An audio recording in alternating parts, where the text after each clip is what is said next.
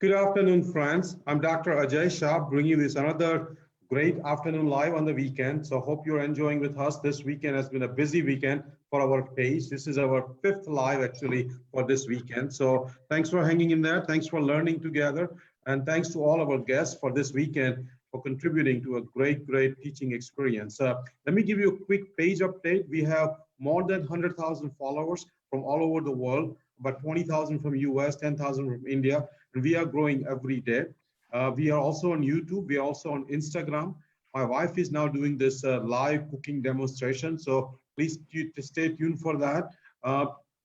We're also bringing all various topics. Last night we had a 20-minute yoga from Chicago, just an online yoga demonstration for 20 minutes. It already had about 1,000 views, so definitely there is a great interest from our friends, followers, and viewers that we bring all variety in terms of how to stay healthy and just in general how to be successful. We had another guest yesterday in terms of how to be financially healthy. So again, we are bringing all variety of aspect to just being a successful person.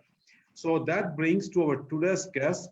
Today's guest is actually lifestyle medicine certified. He's a great coach, great speaker. I listened to many of his lectures on YouTube. He's actually also a great community organizer, and we will talk about that in our live. And he's also a great friend for the last 3 years. I've been following him on our WhatsApp group for the last 2.5, 3 years. Always a great contributor to even all the physicians. So that's a great honor to welcome Dr. Ashwani Garg. Welcome, Dr. Garg. Thank you, Dr. Shah. Thank you for having me here. So first, where do you live and what type of medical practice are you in? Sure, I live in the Chicago suburbs, in the northwest suburbs. And, I was in private practice previously, about 3 years ago. I ended it, but I was in private practice for 14 years. And then, afterwards, I stepped into a different world of corporate medical practice for a large health system. And then I recently left that health system to just pursue a bunch of different interests. So one of it is behind me, which is North Central College in Naperville. I'm so happy to be there. So they have me as medical director of the physician assistant program. And PAs, I really see as a future of lifestyle medicine. And as we've talked before, it is very challenging with doctors because we have the pressure to do higher level procedures and visits and things like that. So I gave a presentation to them as my audition that, the thesis was that, I think PAs are the future of lifestyle medicine. They would fit perfectly. So that's one of them. And I'm involved with several nonprofits in Chicago, including Vegetarian Museum, which is now renamed the Vegan Museum, as well as, some nonprofits that work with plant-based health and veganism. And then also I found a job just, recently signed with a major health system. And the fun thing is it will be inside of a fitness club. So can you believe what a dream to have lifestyle medicine practice inside of a fitness club close to my home and where I can just, finish office, go right into spinning class, right into yoga class. That's kind of fallen behind the last 3 years because I've been, driving a far distance and really under a lot of stress. Now, of course, this job is not going to be without stress. It's also in corporate setting. But at the very least, I've asked them to give me an hour lunch break to have more balance. And also, the option of doing classes before and after at a health club that's, right surrounding my office. So in a culture of wellness rather than a culture of illness. Illness.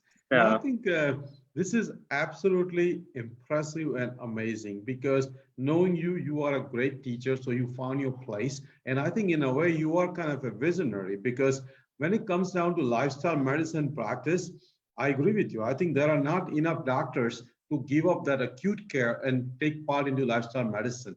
And many of the lifestyle medicine concepts actually can be taught in 2 years of a PA school or even to any kind of a health coach with a proper mind, proper hard work, they can be trained. So I agree with you. So I'm glad you are doing that visionary thing in terms of training the PAs to become the lifestyle coach and lifestyle. And actually we brought a person from California, Ruben Guzman. I don't know if you know him or not. but he actually is a lifestyle coach for almost 25 years. You know, he was one of the earliest one. He left medical school after 1 or 2 years, and he got interested into just coaching as a lifestyle. He was actually one of the earliest American College of Lifestyle Medicine certified lifestyle coach. So I think what you are offering is something needed in this country. Second thing, I think now that you have found this position, where actually, like you said, it's a dream job for a lifestyle physician to be in a fitness club where you will be actually helping to stay people healthy instead of just keep taking care of the sick care. So I think I'm very happy for you. I'm very proud of all the fields, all the contributions you make in terms of nonprofit. And I think we need more physicians like you who are not just day-to-day doctors, but also contributing to the society. So thank you very much for doing that. So thank you. Yeah, we have to do it as a team because, you know what, I can't do this alone. And, you know, I often, you know, think of hospital as Dr. Esselstyn said. He said, we are building cathedrals to illness, right? Yeah, exactly. Rather than centers of wellness. So what I'm working with several nonprofits that are centers for wellness, and that's going to be done. And as a team, we need all kinds of healthcare professionals. Lifestyle medicine, as you know, is very inclusive of health coaches, PA, OT, you know, dietitians, and they offer a path to certification. Even pharmacists can get that path to certification, which is amazing. So more people need to know about this, that if you are a budding healthcare professional, or if you don't want to go to school to be a healthcare professional, you'll have Stephanie upcoming, you know, with Planspiration, which is one of my nonprofits. So she's helping more people with their health than, you know, a lot of doctors do because she's curing their illnesses. Yeah, that's a good point. And Stephanie is a kind of a shining example. She changed, you know, she has her own transformation and now she's helping thousands of people. What I agree with you, many doctors could not do, Stephanie is doing it in their life. So I think we need more people who have an even mind. Doesn't matter their whole MD or DO degree or not, but we need just even-minded people who want to work hard, who are passionate, who wants to learn new things, who are evidence-based. And so let's start with our 6 pillars. Quickly, we'll cover our 6 pillars, and then I have some specific questions for you, for our viewers. So number 1, healthy eating. Please tell us your views on standard American diet. How would you define a healthy diet, and give us the reasons? Sure. So the way I usually educate in my office is, you know, we have limited time because I do acute care as well as wellness. I see people sick, and I've seen you know, people that are post-COVID as well. I've counseled them on the phone. So the way I give this talk is very encapsulated, and I've got, you know, things I paste in. So the start is that I use Dr. David Katz's model, which is feed, fingers, forks, sleep, stress, and love. Okay, and then we go over each one step by step. It takes about 3 to 5 minutes, which is great. So the forks part is the food. And as far as the food, many people make it way too complicated. It needs to be simple. And I like to go off of the start, which is 4-leaf survey. So I will just pull up 4-leaf survey on the web. And the nice thing is we have a billing code for it. And then we go over the questions. How much fruits do you eat? How much vegetables do you eat? How many whole grains servings do you eat? So really all, you know, you need to focus on is fruits, veggies, whole grains, legumes, and then omega-3 containing nuts and seeds. And I suggest omega-3 from nuts and seeds rather than fish or fish oil because ALA is converted by your body and the body makes what it needs and eliminates the rest. So it just is that simple. No oil, but you know, focusing on whole grains and legumes as the basis of the plate with veggies and fruits in between, or you know, on the sides. Yeah. No, I think that those are excellent points. I think keeping it simple actually will keep people interested and not get intimidated and not get turned off. So, right. Matter of fact, I learned about 4-leaf survey from you about a year and a half ago, and I took my own survey, and I was, kind of surprised that it is pretty strict survey. I think it gives you the reality where you stand, and I think many of the vegan would score very low on that 4-leaf survey. So I think that survey actually tells you how good of a whole food plant-based person you are. So, and you have made that as a habit with every patient. I don't think many lifestyle physicians are doing that, even though in Oh, my I opinion, think everyone it's the should best do way. it. Yeah, everyone should, whether you're a coach or doctor, whatever it is. Mhm. And I How hope about, to use that in the training program as the basis of the starting point. yeah, I think that's an excellent, excellent suggestion for all the doctors, particularly lifestyle doctors, to use four-lip survey. So that's the best point came out so far in our life, that use the four-lip survey, because when I bring guests, we all talk about whole food, plant-based, no oil, and other things. So many times those talks at times are repeat of some of the talks, but today you added a very important aspect, and that is to do the four-lip survey. So I'm thankful for that. Sure. Let's talk about physical activity. So that is the feet part of my model, Dr. Katz's model, which, that there are guidelines for physical activity that are well established that say you should have between, 150 to 300 minutes of physical activity every week, of which, you can divide it up between cardio and stretching and strengthening. So, you know what, the nice thing is we get to talk about what the person likes to do, what they're interested in. And many times they're already doing it. So if they like cycling every day, that's great. Keep the cycling up. Or I ask them what they did in the past. What did you like to do in the past? Some of them will say, well, I used to do yoga. And I say, what can you do to start it up again? What are your challenges? What are your barriers? So everyone has different interests. And you know what? We can write an exercise prescription. You may have heard of frequency, intensity, timing, and type, FITT. Just like we write a prescription for blood pressure medication, we should prescribe exercise for someone. And it doesn't mean they're going to be perfect, but they have a goal. And you know what? If they have challenges, they say, 5 days a week, I'm so busy, I have long commute. Well, what's the alternative? Can you do 1 hour each on Saturday and Sunday? If so, great. Whatever you're doing, you do one step better. Some people like to count the steps, although intensity is not in there, but that's a start too. Well, those are excellent points. Again, I think this fit mnemonic is so important. And I think when you follow all four in the fit, that's when I think you truly get the good exercise. So I think I agree with you. I think doing steps is important, but once in a while you have to speed up or you have to jog a little bit. So that way you can get into that cardio zone instead of just a fat burning zone. I agree with you. How about, right. And the key is to involve the patient in the prescription. That, the old model is the doctor knows best. We tell them what to do. Well, the new model, we have to have them as a partner. And in the end, if they helped make this prescription, then they have, let's say more skin in the game. Yeah, that's an excellent point. I think you said, right in the beginning that let's ask what they were doing before, if they can restart that, or what they like to do. I think it doesn't make sense to ask somebody to start walking, because walking is not universally liked activity. Some people like biking, some people like swimming, some people have yoga. So I agree with you.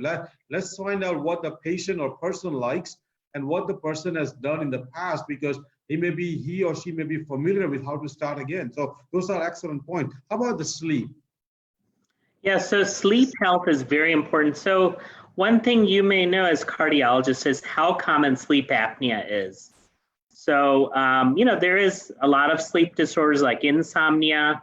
Someone has insomnia, you can kind of drill down why and then offer them maybe a CBT program. So cbtforinsomnia.com is the best cognitive behavioral therapy that has been proven to be equal to sleep drugs.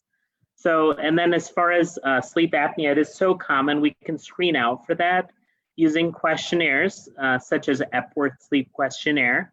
So if the person is falling asleep reading a book or doing, coming after lunch, sitting down, then that's a danger sign. And I would say right away, we need to screen them. So the nice thing during this pandemic, they can often get in touch with their doctor, get a sleep consult via telemedicine, get a machine delivered to them, and then send it back. So with sleep apnea, it is often treated with weight loss and other treatments, sometimes CPAP. But generally, you want sleep hygiene. Sleep hygiene is the key word to do, meaning 1 hour before bed to really turn off the devices, wind down the mind, because people can't just like a light switch go to sleep. So, you have children, right? So, Yes. that if you have children, you can't just say, go to bed. You have to, like, especially when they're 5, you have to create a routine, which may involve a bath, stories, some music, patting them on the back. Who does that with us? No one, right? So we have to figure out our own routine, which can be just a wind down process that, starts an hour before bedtime. Yeah, those are excellent points. I think obviously everybody needs to follow sleep hygiene like you described, but at the same time, there are certain medical conditions like sleep apnea, insomnia, those require medical intervention. And I think that's where we need physicians and we need the sleep specialists to see what the next plan of action is. And I think I agree with you. With lifestyle, many of that will improve on the long run. But if somebody has a sleep apnea right now, it's almost like needs to be taken care of it this week. You cannot wait to lose weight for 1 year and think sleep apnea will be gone in a year. Right now, you need a treatment. Same way if you're insomnia, you may have to do certain things, including, like you said, CBT, to see if the insomnia can be solved. You cannot just wait for lifestyle to change to improve your sleep. So sleep is very important. Many people don't take it seriously. I do, you do, and I think I advise all my patients, I advise all our viewers and followers, take sleep as seriously as healthy eating and exercise. Next thing is a stress management. Obviously, over the last 6-8 months with this COVID-19, a lot of people have lost jobs, they have less hours to work, financially they are suffering. Many of them have gotten either they're sick themselves or family members have gotten sick. And unfortunately, some people have lost their life. So there are a lot of families with stress going through that. So how do you manage stress yourself? And what is your general guidance to your own patients and your own friends, how to manage stress? Right. So again, with stress management, it also has to be customized to the person. So let's say someone is very religious and they go to church and they have some prayers that really bring them comfort. So, I can actually give them some verses from the Bible to focus on and meditate on. You know what, that can be their source of comfort. If they're not religious at all, they don't believe in higher power, then there is the breathing. Breathing is what connects, I say mind, body, and soul. The breath is life. So if they're really stressed out, we don't say meditate. We say, you know what, just sit down, let's practice for 1 minute. And I just say, you know what, take deep breath and just focus on your breath. So when I breathe in, I know that I'm breathing in. When I breathe out, I'm aware that I'm breathing out. So that awareness is the first step. And then you just repeat until 5 minutes are up. And that's a great start. So there's timers like Insight Timer is a great app, free app people can download that just times their meditation. It has some guided meditation. So there is many, many other things that I've learned through integrative medicine. There's guided imagery. Some people need a hypnosis, and guidance. And some people find comfort in music. They find mindfulness in, playing instrument. So everyone has their ways of mindfulness. We need to find out what it is. And if they have nothing, then just bring it back to the breath and start there. So my favorite book on meditation is Mindfulness in Plain English by Bhante Gunaratna. And that book I read. So this is a story, very interesting, Ajay. I want to tell you that a few years ago, wife and kids went to a trip to India, to visit her family. And I was alone for a week. So I thought, you know what, I'm a little bit stressed and worried. What do I do? So I found a Buddhist temple very close, like relatively close to where I live. And I went there for meditations. Now, I'll tell you something shocking. During that week, just within a week, I saw my pulse decrease, the resting pulse decrease by about 20 points. I saw my blood pressure lower to about 100 systolic. So this is called a relaxation response that was written about by Herbert Benson. His book, written in the 1970s, was required reading at Northwestern University Medical School. It was one of our first lessons, in fact. So they taught us early on about psychoneuroimmunology. Here we're talking about immune system. Immune system is greatly regulated by the stress response. So in fact, that stress response actually upregulates the immunity to get us ready to fight an infection, right? If we're going to get wounded or something, it's an innate response. And then, it's kind of toned down by the relaxation response. So basically, if we're in a state of chronic stress, we burn out our immune systems too. So again, mindfulness is customized to the person, but the ultimate state of mindfulness is to be meditative in everyday activity, where washing your dishes is like mindfulness, that you're focusing. Mindfulness just means focusing on what you're doing. So there's an old Zen saying that goes like this: before enlightenment, chop wood, carry water. After enlightenment, chop wood, carry water. That means when you're in that state of Zen, then there is no difference between meditation and living, because it's all one. Yeah, this is the reason. Not only I love you, I like you, but we want you to come on our page once or twice a year, because your toolbox is so full of so many tools and so much wealth of knowledge. Plus, you also have realized and recognized that even though you have all these tools in your toolbox, you also know how to personalize for each individual. And that's where I think many physicians, they have great tools, but they can't personalize to a person. I think you have the ability to have all the tools and also make that person, like you said, some people are religious, some people are not. I mean, we have to recognize and that's why this personalized medicine becomes very important.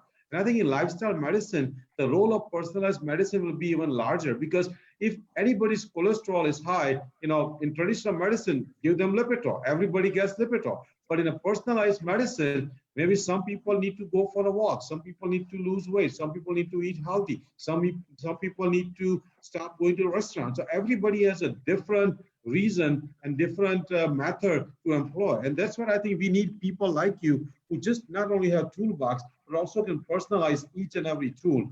Let's go to the next pillar, which is the substance abuse and alcohol. We had a great guest last night, Dr. Chawlas, and they said that many times when it comes down to substance abuse and alcohol, we may have to reach out to psychologists, psychiatrists, a counselor. So what is the role of a lifestyle medicine physician or an internist or a family practice physician when it comes down to substance abuse and alcohol? Right. So I have to tell you, the most amazing center in Chicago for substance abuse is called Above and Beyond Recovery Center. And that website is anb.today. So the person who runs it, his name is Dan Hostetler, who you should absolutely bring on your show. He is a raw vegan who had challenges with alcoholism himself back in the day, and he shares his wisdom. So he offers, again, customized approach to everyone. He has 12-step program. He has a Buddhist recovery program. He has an atheist recovery program, something for everyone. And then smart recovery, which is non-secular program. So the key is, to go through these steps. It doesn't have to be stepwise, but to recognize that, this is something that is serious. This is something that I need to deal with, recognizing the problem. So how many people that have substance abuse, they're in denial? So it's not the quantity of substance someone uses that's the problem, it's the attitude. So someone can drink socially, like once or twice a month, enjoy and finish after one drink. But the problem becomes when someone drinks one after the other, and has to get drunk or has to feel that high. And you know what, it can be substances, it can be other things like gambling, for example. That can be addictions.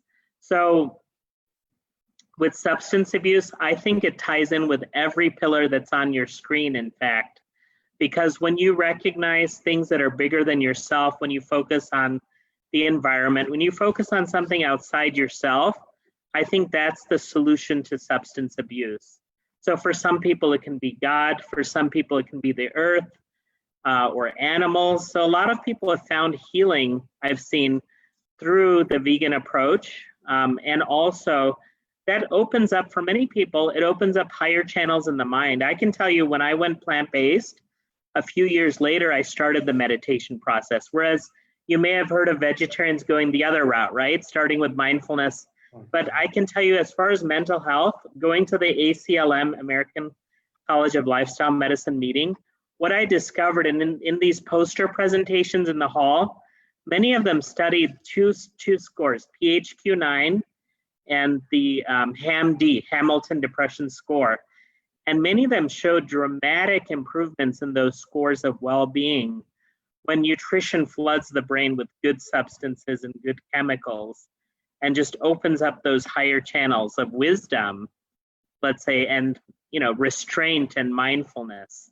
So I would say substance abuse goes together with every other pillar that's there on this. I agree with you. I think you actually describe substance abuse in a very eloquent way, and I think I agree with you. I think it has to be individualized, and people have substance abuse for different reasons.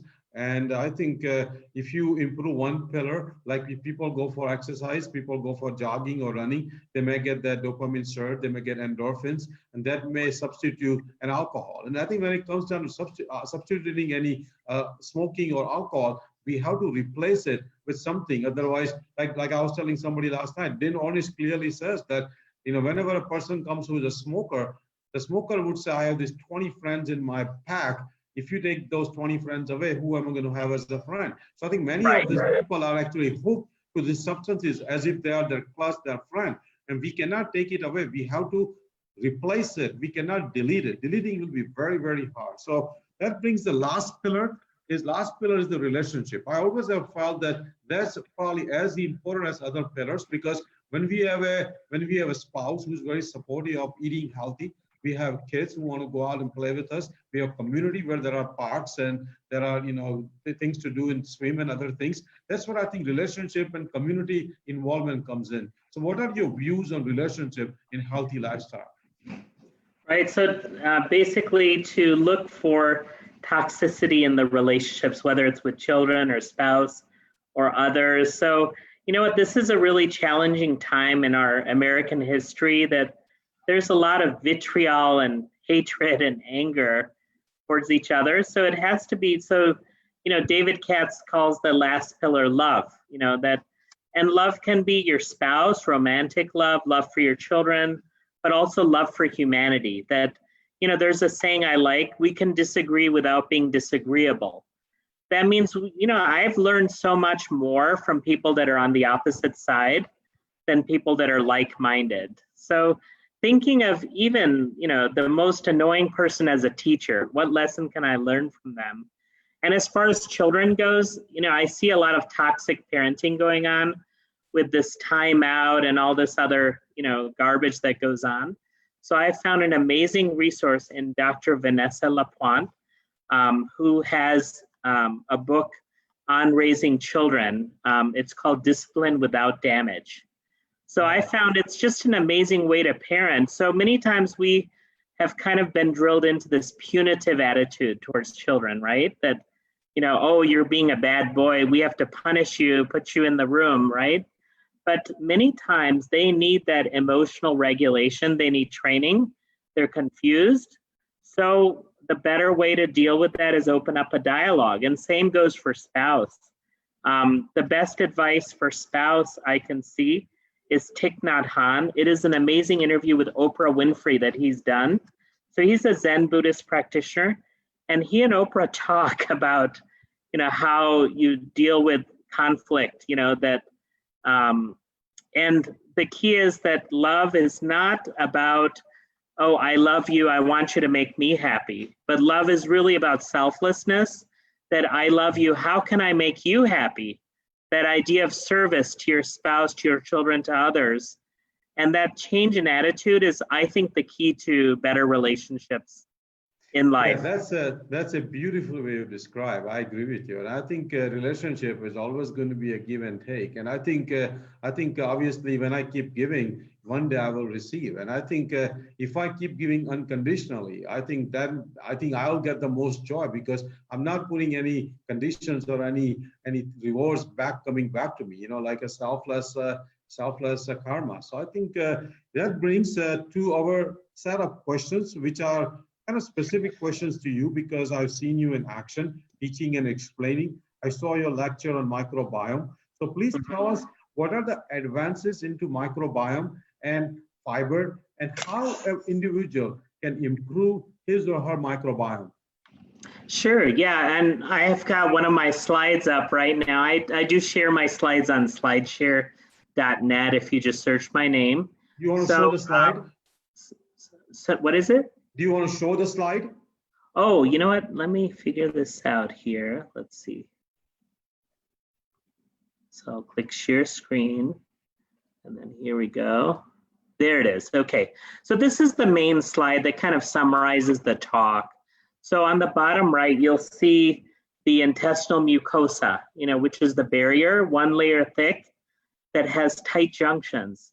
And many times what happens is we disrupt those junctions by inflammatory foods. For example, for some people, it can be gluten. For other people, it can be dairy. But generally, it's just the processed and meat-heavy foods that Americans eat. You know what? 1/4 or 1/3 of what they eat is meat. 60% are over-processed foods, and very little is actual fruits and veggies. So fiber deficiency is the most common problem with the microbiome. So let me quiz you and see, what do you think is the percentage of Americans that are deficient in fiber? What do you think? 97.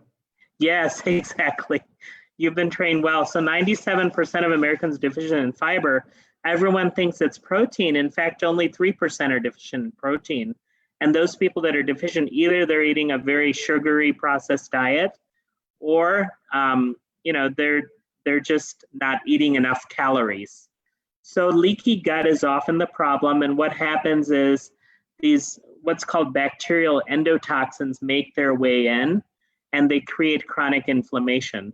So the gut barrier, think of it as a slime barrier. Let's say, I know it sounds gross, but it's a barrier on top of these mucosal cells that protects and smooths everything. And they have so many functions we're just beginning to develop. So this is actually the majority of our immune system. We have more DNA, more genetic material in the microbiome than the entire body. And if you were to take, this is a very interesting fact, if you were to take all your microbiome and weigh it, it would weigh equal to your liver, which is a pretty significant amount. So that is really, we are more them than us, right? Yeah. We are more other than human. So this is involved in metabolism, in digestive problems like colitis and Crohn's and what's called IBS. And if you have leaky gut, it can be involved in many autoimmune diseases, such as RA, lupus, even psoriasis. Acne can involve the microbiome as well. And then heart and kidney disease, we're just now elucidating what's called TMAO, which is the mechanism of heart disease. And even the brain. So this is in fact called our second brain. So when we say we have gut feeling, it may have some basis. And then inflammatory diseases like allergy and eczema. So that's, the basic microbiome talk in a nutshell, that microbiome is very important to our overall health and, is linked to chronic inflammation. And this is, again, just a summary slide from Dr. Joel Fuhrman showing the problem. 63% is over-processed food that doesn't have any fiber, 25% is animal food, inflammatory and no fiber. And of the 12% plant food, the most common veggies we eat are potatoes and ketchup, which is sad. The really whole, veggies and fruits that have all the phytonutrients and antioxidants are actually very little.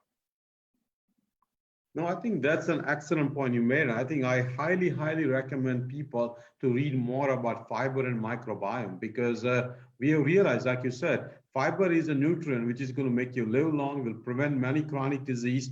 And my theory is that if Americans start eating 50 to 70 grams of fiber, a lot of this chronic disease will be reverted, because to achieve that 50 to 70 gram of fiber, we almost need to eat about a pound of raw vegetables, pound of cooked vegetables, a lot of fruits, and some intact grain. And I think all those things will keep you full, will prevent you from eating, animal products and dairy and other things, and oil, obviously. So I think reach out for the food. My new rule for the last 3 years is, if there is no fiber, I don't eat that food. Fiber is more important, like you said. Fiber is more important than protein. Most people in America, they look for protein in the food, but they should be looking for fiber in the food, not the protein in the food. Matter of fact, if you take protein too much, you're going to die early. But if you take too much fiber, you're going to live long. So I think it's exactly opposite than what most Americans think. So I'm glad we covered that. Let's talk about, I also listened to your diabetes talk. So let's talk about how to prevent diabetes, and if somebody already has diabetes, how to reverse diabetes? Sure, yeah. As far as prevention, again, it's whole food plant-based diet. It is well known that diabetes is very uncommon amongst the populations that have a mostly whole food plant-based eating plan. And the problem with diabetes isn't just sugar, it's not just refined food, but it's actually fat. So there's something about intramyocellular lipid, which is the term Dr. Neil Barnard uses. And in their studies, which was done 2006 by PCRM, they showed double the effectiveness of standard ADA diet. So I used to tell people to count carbs. You remember what we used to do, right? Yeah. That have, 40 to 45 grams of carbs per meal and consistently, but we don't tell people what the quality of those carbs should be, right? Yes. So the best plan counts fiber, not carbs. So let's say if someone can make it a goal of eating 15 to 20 grams of fiber per meal, I think they would do very well with diabetes. That's still on the low end, but that's not bad. That's a great start. And you can download fiber guides and start counting.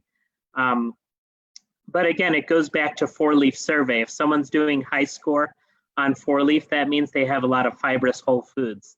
And the problem also that oil has a lot of calories and is so dense. So, let's say if a person has a 1/4 cup of oil per day, that's eating into their fiber allotment. Yeah, I think I agree with you. I think the food you eat is as important as food you don't eat. I think when you look at the inter-heart study and many of the heart disease studies, we also have realized that not eating vegetables and fruits is as bad as eating a lot of the animal products and dairy. So I think we need to eat right food. We need to eat more of that. So how about in terms of reversing diabetes? Is it reversible? A lot of patients still feel like once they have diabetes, it cannot be reversed. Obviously, we are talking about type 2 diabetes. So when person has type 2 diabetes, what are the success rate if a person becomes very serious, very sincere, and says, I'm going to get to the lean BMI of 22, what are the success rate of reversing type 2 diabetes? Right, so you know what, that I don't like to think of it as all or nothing. So let's say if, whether it's type 1 or type 2, we can greatly help their overall health. So it depends what the goal is. The goal shouldn't just be that blood sugar. It shouldn't just be A1C, but it should be also heart health and, lipids and overall well-being and fitness and all those things. So this is a presentation I gave to Rush University Oak Park Hospital. And this is just a slide on intramyocellular lipid. So the key is a low-fat, whole food plant-based diet is the key that we've seen works. And interestingly, that when people follow this, they're able to eat a whole plate of fruits without trouble once they, reverse it. So let me just show you. This is a summary of the studies on diabetes reversal. Can you believe that the studies on diabetes reversal go back to 1939 when the rice diet started by Walter Kempner? Now, he had a little bit of wrongdoing also. He used to beat his participants into submission, which is not good. But his results were amazing in that he put them on rice, fruit, and sugar, which goes against what we all think, right? But the key to his diet was no salt and no fat, basically. And he showed a dramatic reversal. You've seen photos of retinopathy, totally reversed. Malignant hypertension, totally gone. Back then they didn't have a lot of drugs. Heart disease reversed. They had no heart procedures back then. You used to just be put on morphine and left to die, basically. So, that interesting that in a retina journal, in a journal of retinal diseases, it was a 50-year anniversary that was published that, look, retinopathy can be reversed with lifestyle. I don't know, have you seen that article? It's quite amazing. No, I've not seen that. Yeah, I'll have to send you. So, but you know what? This research goes way back to, again, 1970s, Nathan Pritikin. And then Neil Barnard's research was published in 2006. But I'll tell you only now, and again, the last study by Hanna Kaliova, who's an endocrinologist with PCRM, is also amazing that basically talking about, you've heard of GLP-1 drugs, Yes. such as, those injectables. Well, Dr. Kaliova showed that you are giving the similar effects of boosting those hormones as the drugs with a plant-based whole food diet. So what I'm saying is that in the movie, What the Health, you remember how they interviewed American Diabetes Association? Yes, I remember that. So, what's interesting is that maybe a year and a half after that movie, suddenly the ADA put the words plant-based into their guidelines. And then subsequent to that, the AACE and ACE, American College of Endocrinologists, and American Academy of Clinical Endocrinology updated their guidelines to put plant-based first and foremost in their recommendations. So now this is not alternative, this is mainstream. And what I tell doctors is if you are still telling people to do carb counting, you are way behind the times. So you know what, this is exactly the AACE guidelines you can see below, which is on their website. And on that slide under nutrition, it says plant-based diet with high MUFA and PUFA, which is monounsaturated, polyunsaturated, which is a code word to say plant-based, because those are not found in animal products. So, you had a slide on 4-leaf survey. This is the 4-leaf survey written out. Yeah. So I just, gave it to these doctors and I said, this is a way to bill for it. I gave them the code. It also builds a nice relationship because then your relationship is more as a coach and more interactive. So the nice thing about lifestyle medicine is we learn more to think like a coach and less like a doctor just prescribing a bunch of things. The previous model was the doctor lecturing to the patient kind of, shrinking and rolling their eyes inside.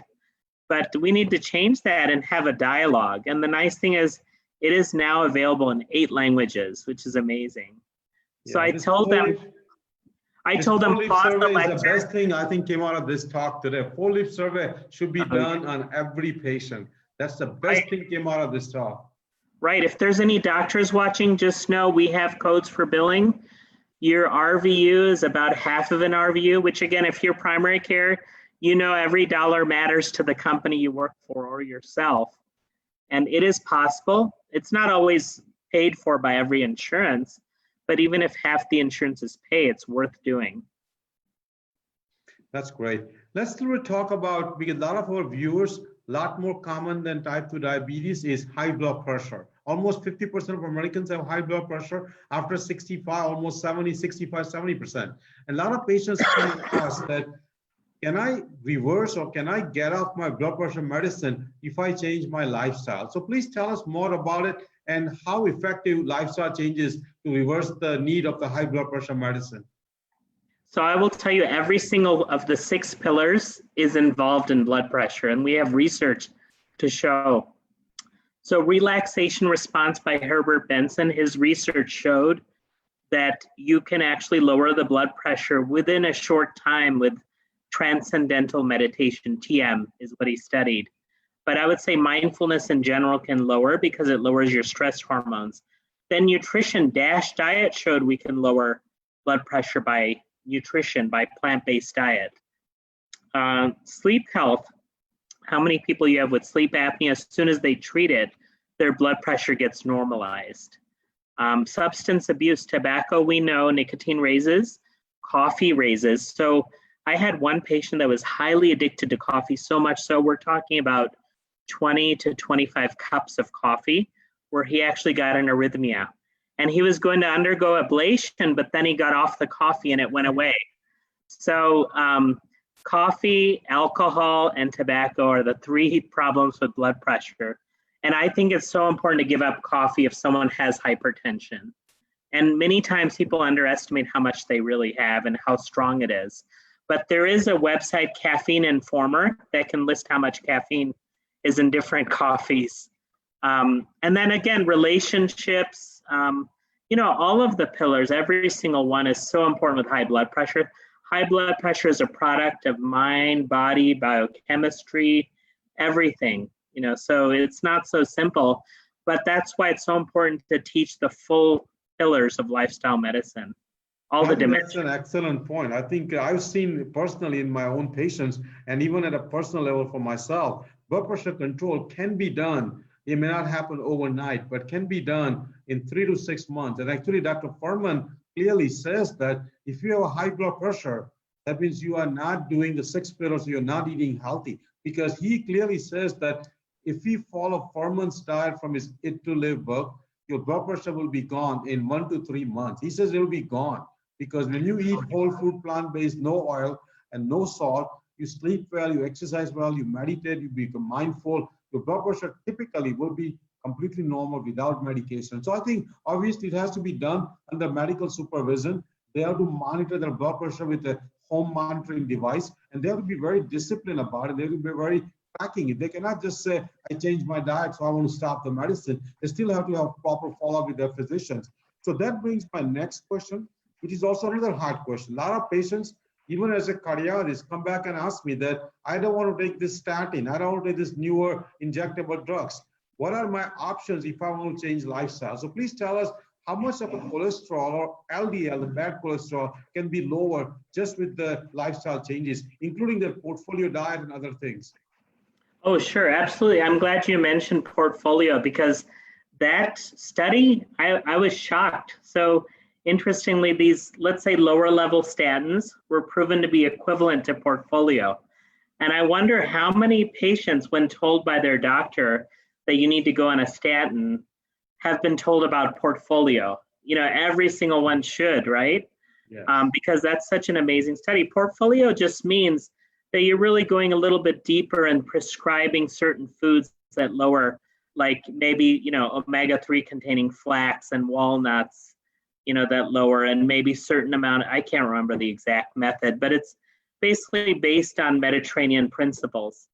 As far as statins go, first, it's so important, I think, to quantitate risk. So I did engineering back in my undergrad, so I'm, you know, really a numbers person too.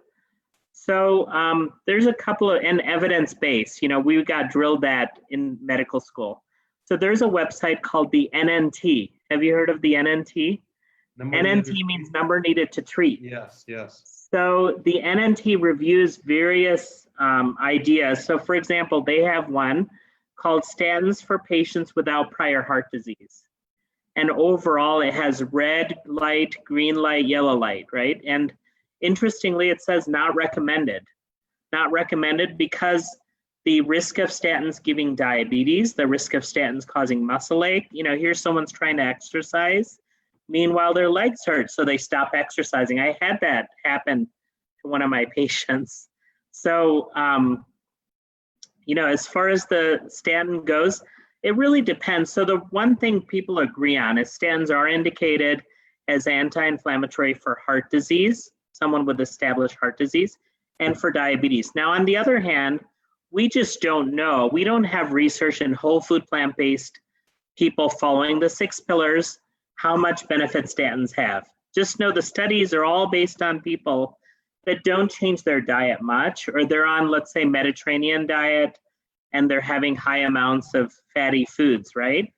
So we just don't know. So what will happen is the doctor may say that, you know what, statin decision is your choice. I recommend it. If you don't want to take it, that's on you, because we don't want the blame to come back to us if something happens, right? Let's say they go off the wagon and have a Beyond Burger. They have heart attack. Well, is that patient going to come back to us and say, you didn't give me a statin, right? So I'm being very brutally honest with that. There's no easy answer to the statin question, but what I can tell you is the results are fast. I saw a young patient, 35 years old or so. His total cholesterol is over 300, LDL over 200. You would think it's FH, familial hypercholesterolemia, which is genetic. I thought so too. I said, you know what, this is dangerous. You could die from this. Let's put you on 2 drugs right away to get your cholesterol down, because I'm afraid you're 35, which is when heart disease risk goes up. So I must have hit a nerve, because he said, you know what, I don't want to do anything with drugs. Please just tell me what you need to tell me to get rid of this, and I'll do it. So I told him high intensity interval exercise. I told him, you know, whole food plant-based diet, and he followed it about 95%. within 3 weeks, his cholesterol dropped by 50%. Wow. So it turns out he was kind of following a high-fat plan, what they call Whole 30, or basically a meat-based plan, meat and produce. People underestimate how much meat calories they're taking in because produce is light in calories, meat is heavy in calories. So results can be, very fast, but two people's responses can be very different from each other.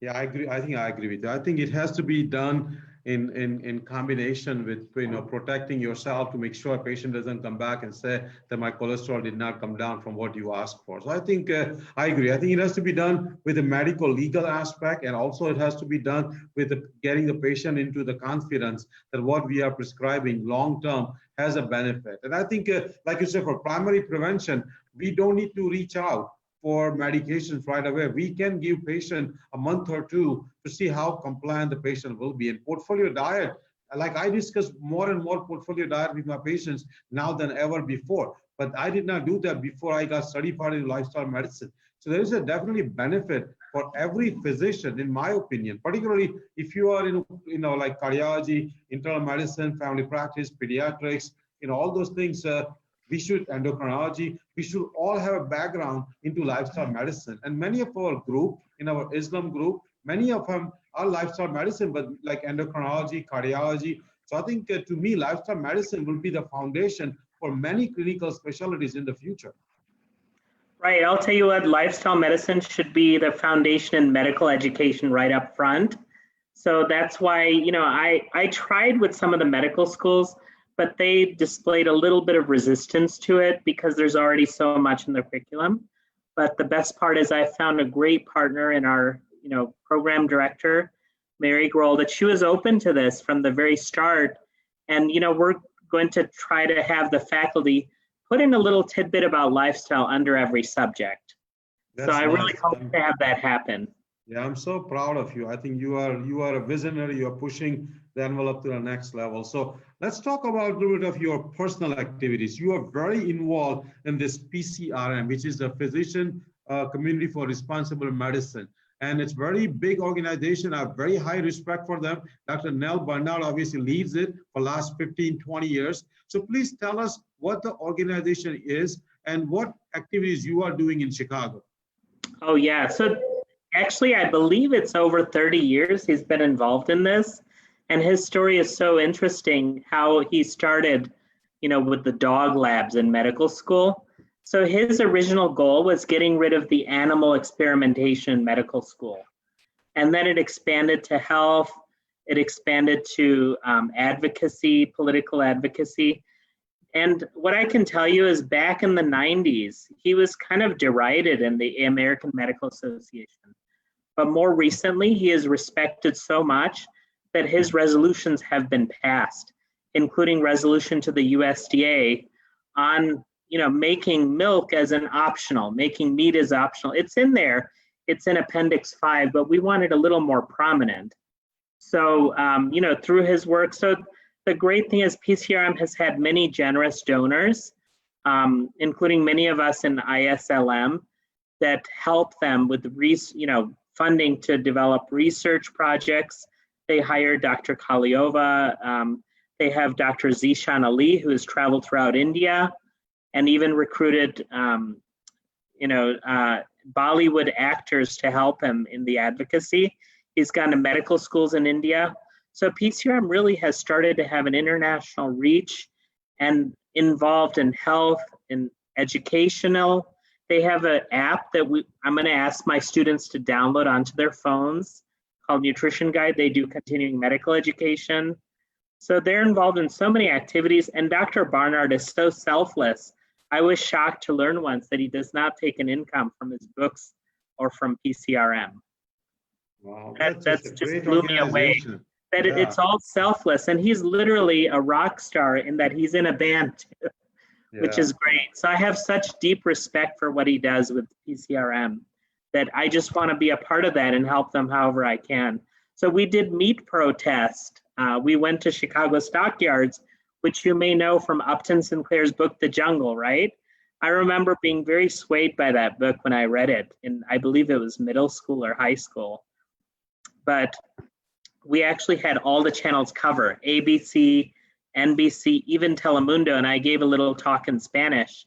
And then after that, we went to Wisconsin, and we kind of protested in front of another meatpacking plant, and we got covered by several of the Wisconsin news media too. Wow. Yeah, that's so amazing and so impressive again, because you are not just a doctor, you are just doing so many activities. You are like mini Dr. Barnard. I think you're just doing so many things. I wouldn't compare. Yeah, I just like to help whoever I can, to move. You do. Even within our own group, you contribute so much every day. So that brings my next question. Obviously, Dr. Neil Barnard is one of them. We talked about Dr. Furman. Who are some of the other authors you ask our followers to read and watch on YouTube? Oh yeah, no, I would say, your show itself has attracted so many great people, but, I love channels that have a variety. So there is someone named Elizabeth Alfano who has interviewed many of these people, and she has encapsulated interviews. There's Jane Velez Mitchell, you may remember from CNN. She used to be correspondent. Yep. She Jane has Unchained. Jane Unchained. Jane Unchained. Yeah, I was on their show just on Friday. I was on their show just 2 days ago. Oh, that's great. So the great thing is she invites so many people onto her show to talk about what they do. PCRM has had an explosion. It's called, I can't remember what their Exam Room Podcast, that's what it's called. Now they do, I think it's almost daily, which is amazing. That's Chuck Carroll, the weight loss champion, yes. calls himself. And I'll tell you what, there are so many podcasts like Lori Marbus podcast, and you have Meet Your Future by Sofia Pineda Ochoa. There's just so many to count. It's all out there. So no one can say, oh, I didn't hear about it. Well, you know what? It's all over. It's just not where you would expect. You will not find it on CNN, NBC, CBS. It'll be there, but it'll be a news blurb. A few people might see it. But, the media online has exploded to where we can reach people directly, which is great. Yeah, that's great. And how about the documentaries? What documentaries, in your opinion, all of our viewers and followers to watch if they want to be healthy? Right. So one right off, two of them are actually available for continuing medical education through the American College of Lifestyle Medicine, which is Forks Over Knives and Game Changers. So if you have an MD or you're someone that needs continuing ed, those two are the best to watch because it's, points also that you get. And then besides that, Cowspiracy I thought was very influential, What the Health. And then, this Endgame 2020 is one of the newer ones that I watched by Dr. Sofia Pineda Ochoa, which was very interesting. And there's just so many others, too many to count. Yeah, I think the one you describe and the one you gave us the name are some of the best ones. And I think everybody should at least spend some time. And I think they will change as they watch them. But in my opinion, knowledge truly is power. I think many people, they just keep doing same thing because the grandparents were doing it, the parents were doing it, and now they are doing it. But if they read, if they watch some of these YouTube channels, if they listen to some of these podcasts, they will be more knowledgeable and they will realize that what their grandparents and parents did is not necessary for them to continue. And I think that's where knowledge, that's where bringing doctor like you is so important for our page, because not today you only describe how the medicine works, but you also describe how it should be a personalized medicine, how the mind, body, soul connection has to be together, how to live a complete life, like what I actually bring on our page, not just health, in terms of finances, in terms of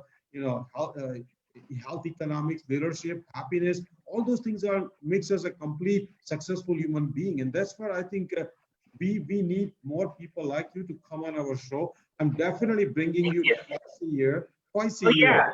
Yes. Yeah, I'll be happy to come.